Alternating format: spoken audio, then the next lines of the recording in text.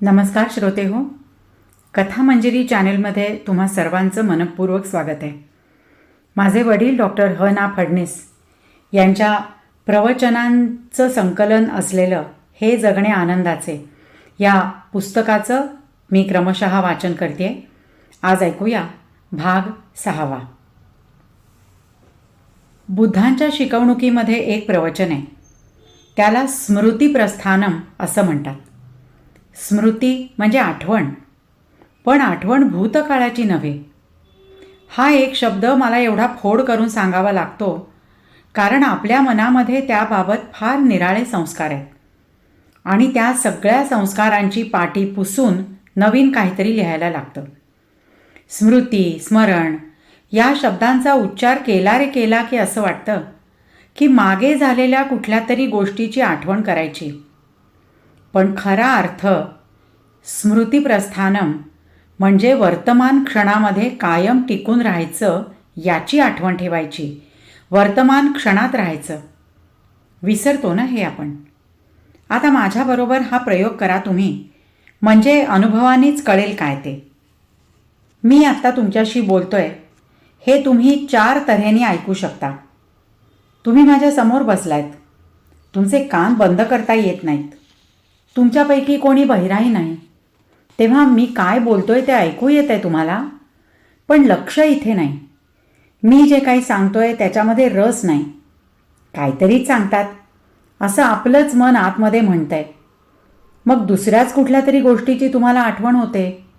येताना काल काहीतरी काम अर्धवट राहिलं किंवा आज फोन करून निरोप द्यायला पाहिजे.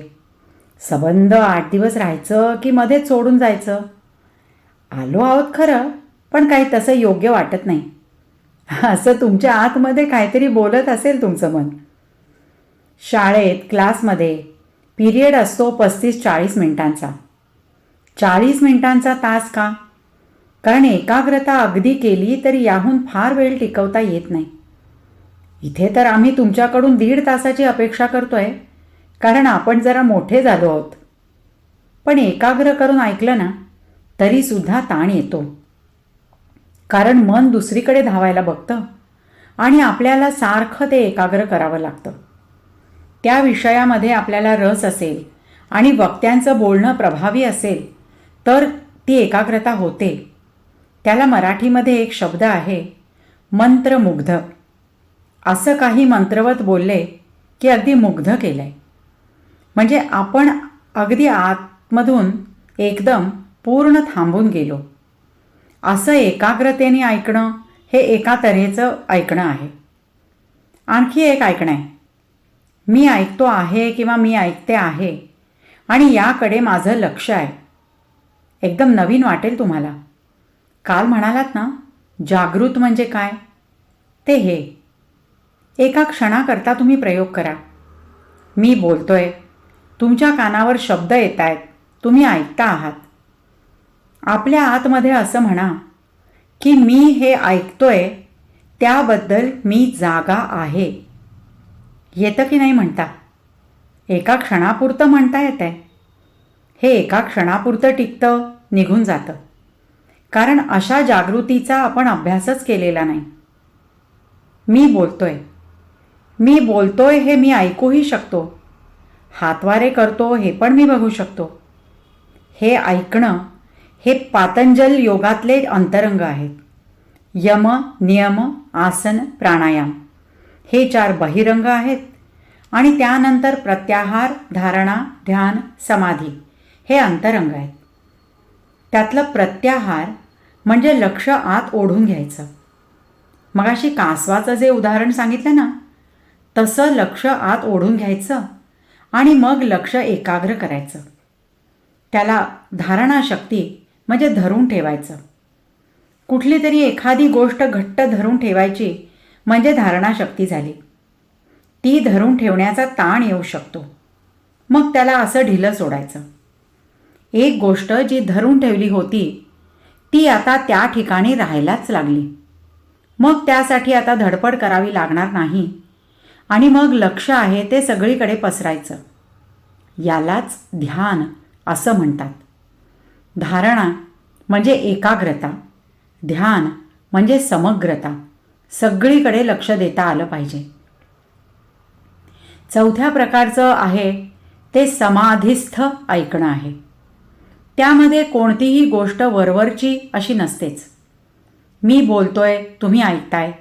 एकाग्रतेने ऐका. प्रयोग करा. एकाग्रतेने ऐका आणि एकाग्रतेने ऐकता ऐकता मी ऐकतो आहे, मी ऐकते आहे याचं भान ठेवा. आणि त्याचबरोबर पाचही इंद्रियांवरती बाहेरून काहीतरी येत आहे. बाहेर पक्ष्यांचा आवाज ऐकू येतोय, तिथे कुठेतरी कुत्रा भुंकतोय, इकडे चिमणी चिवचिव करतेय, स्वयंपाकघरात कुणीतरी बोलतंय, कानावर येणारे इतर आवाज, डोळ्यांना दिसणारा हा सगळा प्रकाश आहे. हवेत आता थोडासा थंडावा होता, आता थोडं गरम व्हायला लागलं आहे. जिभेवर काहीतरी खाल्ल्याची चव आहे. हवेत कोणता तरी विशिष्ट गंध आहे. हे जे सगळं होतं ह्याकडे पण समग्रतेने पाहता येतं. ह्यातलं काहीही त्याज्य नाहीच, कारण अस्तित्व असंच आहे. आपण पंचेंद्रियांचे जोड आहोत, पण त्यांच्यापैकी हे हवं आणि हे नको न म्हणता समाधिस्थ म्हणजे सगळ्या तऱ्हेची आवड निवड सोडून असं ऐकणं. असंही ऐकता येतं. हे आपल्याला शिकायचं आहे. हा अभ्यासाचा विषय आहे. त्यासाठी खूप धडपड करावी लागते, प्रयत्न करावे लागतात. हे योगाचं जगणं आहे. प्रत्याहार म्हणजे बाहेरचं लक्ष आत ओढून घेणं. आता नुसता प्रत्याहार केला तर तुम्हाला झोपसुद्धा लागते. रात्री आपण झोपतो तेव्हा पाचही इंद्रिय आत ओढली जातात. हे आपोआप होतं, कारण ती निसर्गाची देणगी आहे. तुम्ही अंथरुणावर पडलात की हळूहळू डोळे मिटायला लागतात. कान मिटता येत नाहीत, पण कानाला ऐकू येणं बंद होतं. नाकाला गंध येण्याचं बंद होतं. जीभ चव घेण्याचं बंद करते आणि स्पर्श काय जो असेल तो सहज समजतो. जर या पाचही इंद्रियांना बाहेरून सतत उत्तेजन असेल तर झोप येणार नाही. जर खूप प्रकाश असेल तर तुम्ही म्हणता, जरा दिवा बंद करा किंवा जरा पडदा ओढून घ्या. इंद्रिय जागं असेल तर झोप येणार नाही. कानावर खूप मोठे मोठे आवाज येत असतील तर झोपमोड होते. हवेत कुठला तरी वास आहे, काहीतरी जळण्याचा वास येत असेल तर झोप येणार नाही. खूप उकाडा आहे, खूप थंडी वाजते, त्वचेला खूप उत्तेजन मिळतंय, तरीही झोप येणार नाही. तेव्हा झोप येण्यासाठी सुद्धा पाचही इंद्रिये आत ओढून घ्यावी लागतात. नैसर्गिकतः होतं ते. पाचही इंद्रिये आत ओढून घ्यायची, पण झोपायचं नाही. असं जे कॉम्बिनेशन आहे ते योगाभ्यासात आहे. घेई ओढूनी संपूर्ण विषयातून इंद्रिये, जसा कासव तो अंगे, तेव्हा प्रज्ञा स्थिरावली.